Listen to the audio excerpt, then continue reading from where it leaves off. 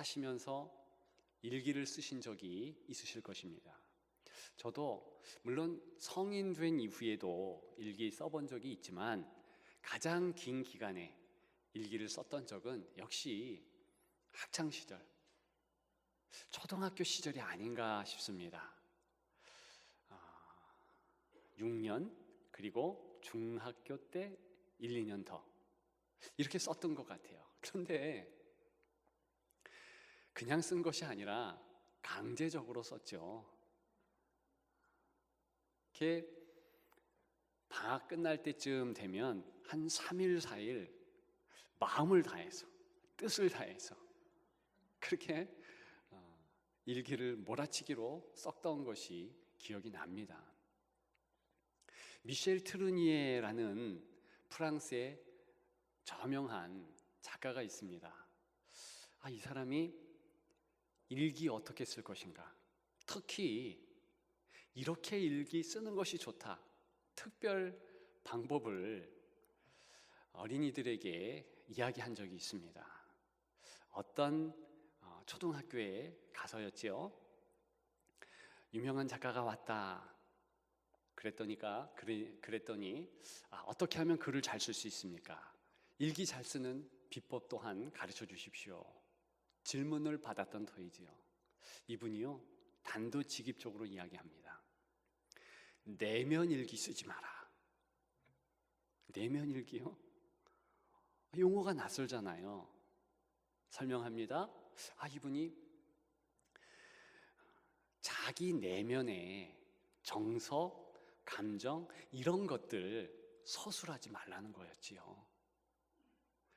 일기는 외면 일기를 써야 된다. 외면 일기란 외부 세계에 대한 부분을 쓰라는 것이다. 어제 누구를 만났느냐?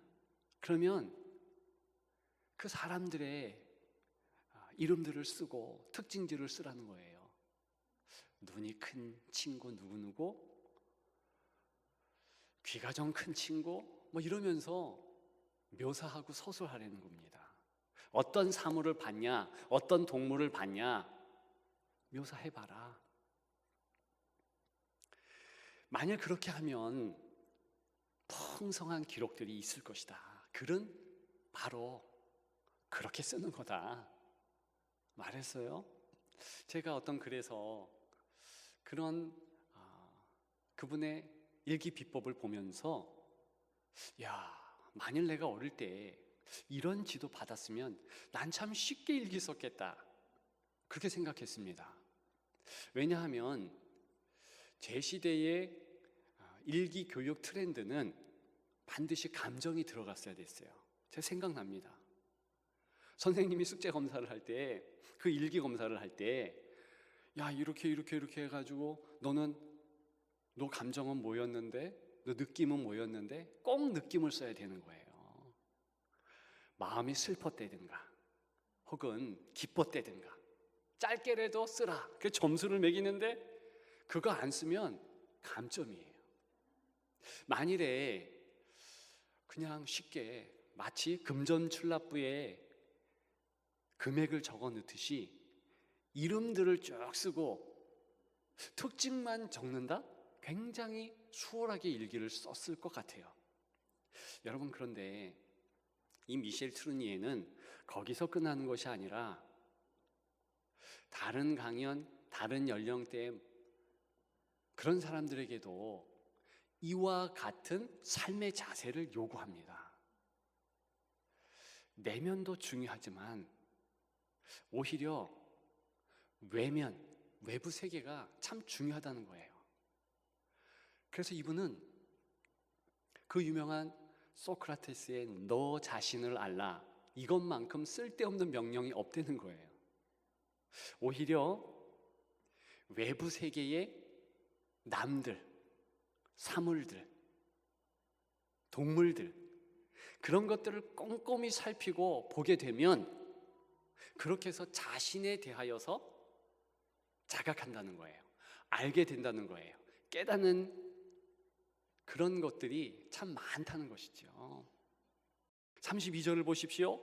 서로 친절하게 하며 불쌍히 여기며 서로 용서하라, 이렇게 얘기했는데 친절할 수가 없어요. 불쌍히 여길 수 없어요. 용서할 수 없어요. 이유는 남을 생각할 겨를이 없네요.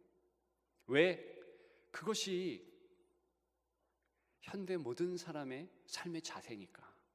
나 살기도 바쁘고 내 마음 챙기기도 힘든데, 내가 지금 정서적으로 불안하고 힘든데 남까지 챙겨요? 어려운 거죠. 여러분, 더 중요한 것은 하나님에 대한 내용도 놓치게 됩니다. 하나님이 그리스도 안에서 너희를 용서하신과 같이 하라. 그렇게 할 수 없어요. 이유는 하나님을 생각할 여유가 없네요. 겨를이 없어요. 여러분, 어떻게 이렇게 되었습니까? 그것은요, 한마디로 원인이 앞절들에 나오고 있습니다. 18절입니다. 그들의 마음이 굳어짐으로 그랬어요. 마음이 굳어졌다 그래요. 이것은요, 딱딱하게 굳은 마음을 의미합니다.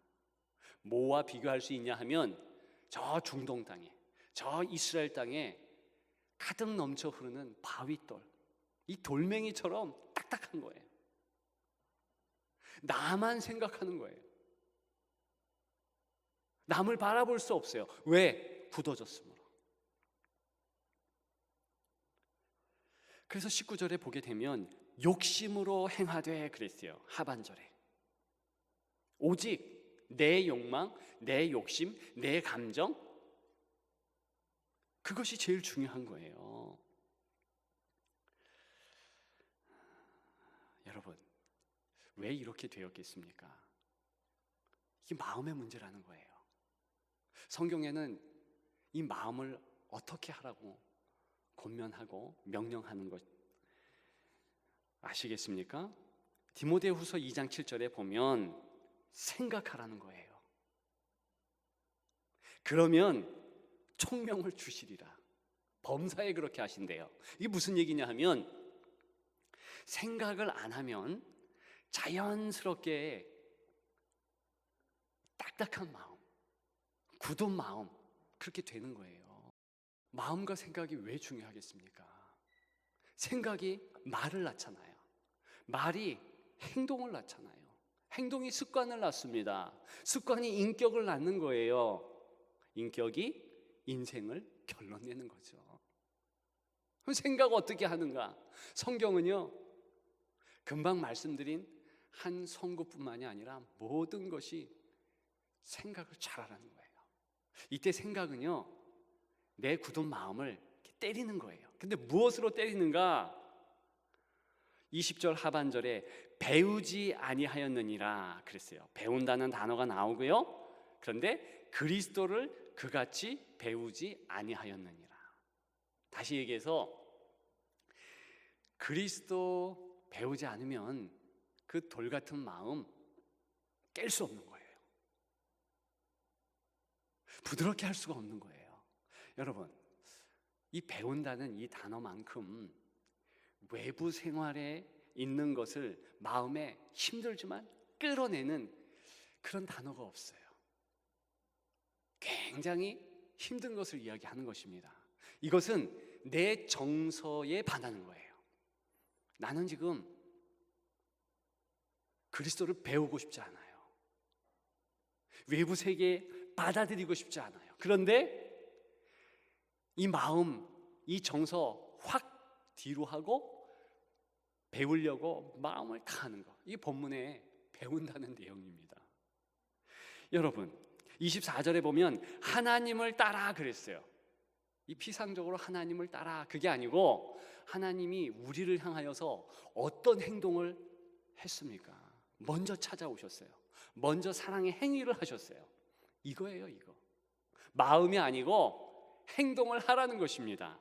여러분, 그래서 24절에 보면 새 사람을 입으라 그랬어요. 한 사람은 어떤 사람입니까? 여전히 그 굳은 마음을 부여잡고 있는 거예요. 노력 안 하는 거예요. 오로지 깰 것은 예수 그리스도의 이름을 배우는 거예요. 외부에 있는 것입니다. 그걸 통해서 부단하게 깨려고 노력을 하고 그게 가장 귀한 내 사역이다 생각하면서 가야 하는데 그게 안 되는 거예요.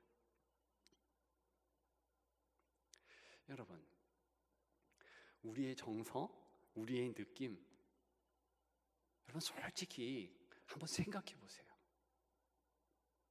저는 말씀을 준비하면서 어제 곰곰이 생각해 봤어요. 저의 관계에서 여러 따져 보았습니다. 제가 이 땅을 떠날 것이다. 저는 곧 죽을 것이다. 감이 안 와요. 여러분, 분명한 사실은 제가 죽을 거 아니에요? 근데 저는 제 정서적으로, 느낌적으로 전혀 그 부분에 대하여서 동의할 수가 없는 거예요. 그 너무 먼 미래라 치면 저는요, 우리 원로 목사님, 2부 예배 때 원로 목사님 드리고 지금은 안 계시지만 원로 목사님처럼 은퇴한다? 전혀 감이 안 와. 사실은 한편으로는 야, 은퇴해서 빨리 쉬고 싶다 이런 마음이 없지는 않아요. 조금 있어요, 사실은. 그런데 분명히 은퇴할 거 아니에요? 느낌이 없어요. 그날이 안 올 것 같아. 여러분, 이것이 느낌이고 이것이 사람의 정서의 한계인 거예요. 저는요, 또 저희 자녀들이 아직 어린데 이 아이들이 결혼해서 가정을 이루고 또 아이들을 낳을 것이다? 감이 안 와요. 믿을 수가 없어. 그 아이들 행동하는 거 보면. 물론 저는 주례도 하고 많은 성도들이 가정을 이루고 하는 것을 봅니다. 그런데 마음으로는 제 아이들이 그렇게 된다? 안 와요. 받아들일 수가 없어요. 여러분들은 어떻습니까? 여러분들의 감정이, 여러분들의 정서, 여러분들의 생각이 그 정도로 짧고 그 정도로 아무것도 아니에요. 제가 오늘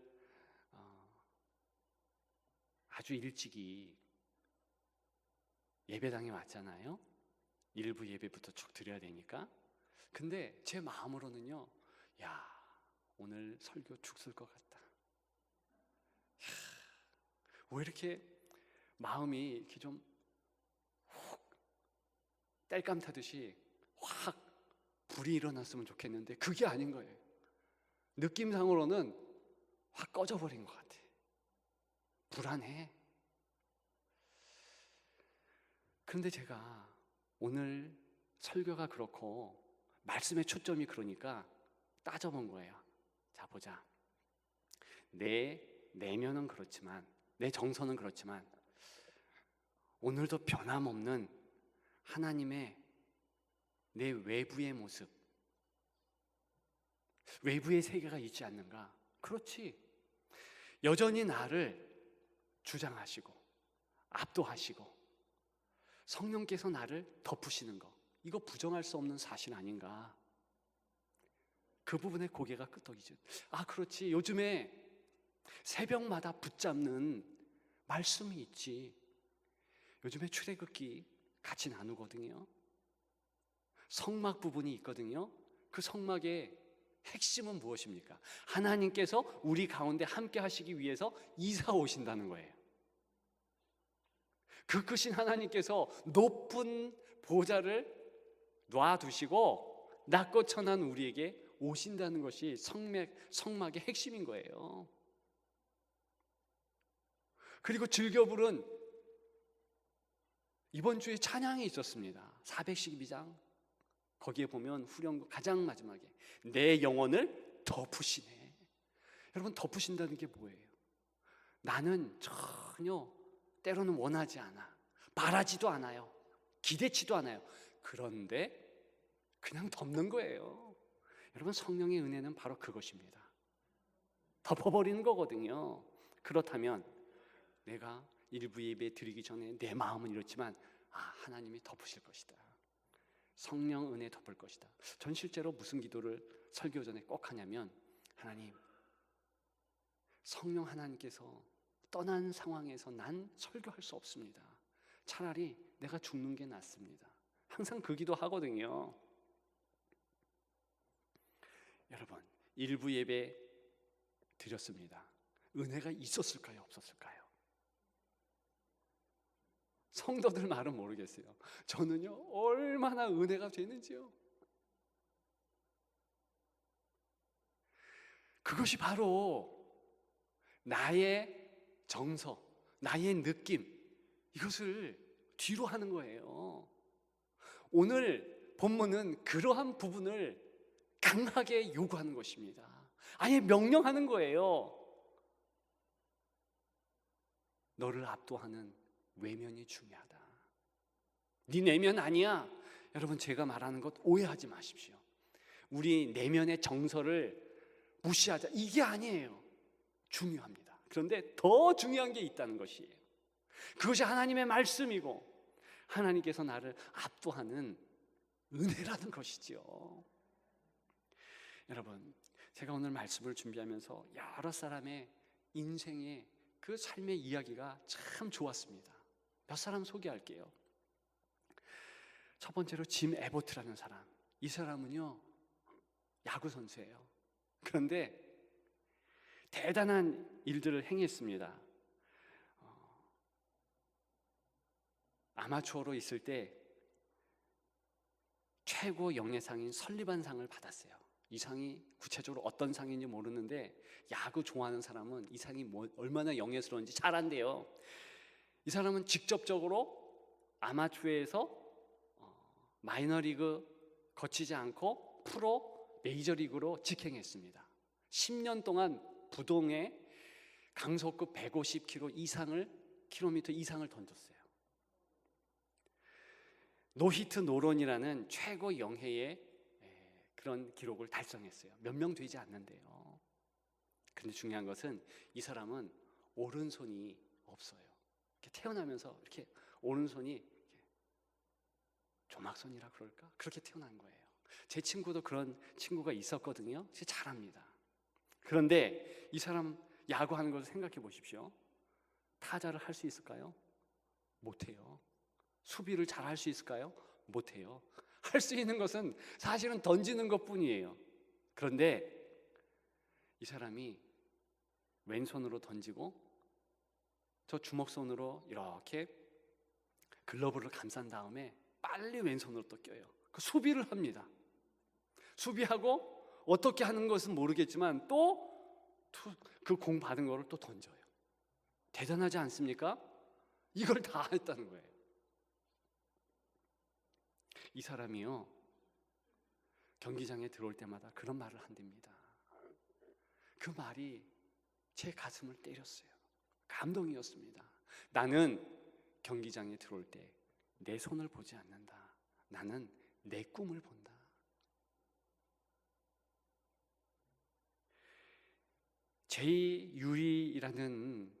레이 유리라는 그런 올림픽 사상 유명한 선수가 있습니다. 이 사람은 휠체어를 타고 다녀요. 그리고 이 사람은 걸을 수도 없어요. 그러면 장애인 올림픽에 출전한 거냐? 아니에요. 높이뛰기에 출전합니다. 1900년대 초에는 제자리 높이뛰기도 있었거든요. 근데 이 사람이요, 휠체어로 이동한 후에 단 한 가지 할 수 있는 거, 제자리에서 훌쩍 뛰는 거. 자기가 휠체어에 있을 때 이렇게 높이뛰기 선수들이 그렇게 좋아 보였대요.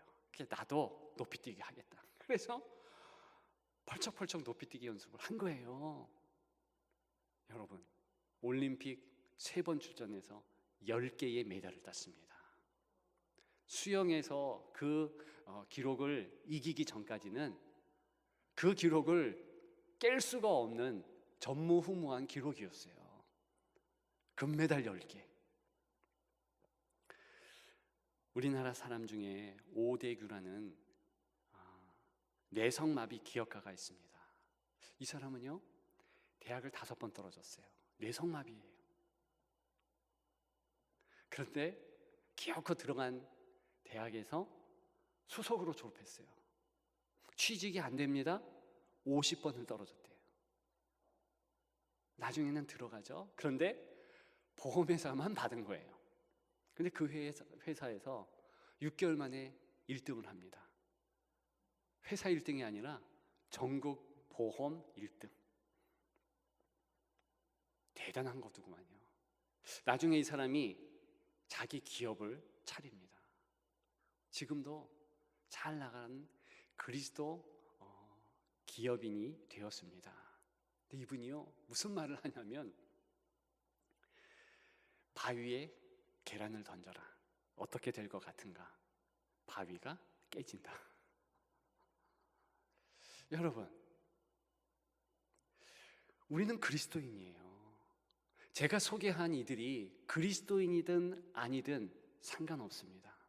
중요한 것은 오늘 본문은요, 더 강력하게 우리에게 네 생각에 매몰되지 말고, 네 정서, 너의 두려움, 너의 슬픔, 너의 탄식, 너의 한숨, 너의 눈물, 이런 것 그렇게 중요하게 생각하지 말라는 거예요. 다 이길 수 있다는 거예요. 여전히 하늘은 높아요.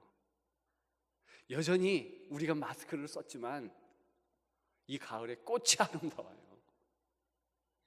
주저할 것이 있습니다. 하나님은 일하시잖아요. 하나님은 여전히 우리를 붙잡고 여전히 우리를 돌보시잖아요. 그것을 잊지 말라는 거죠. 여러분, 외면일기 쓰십시다. 거창한 거 하자는 거 아니에요. 그냥 공책을 펴고 몇 줄이 됐든 하나님께서 오늘 내게 어떤 은혜를 주셨는가.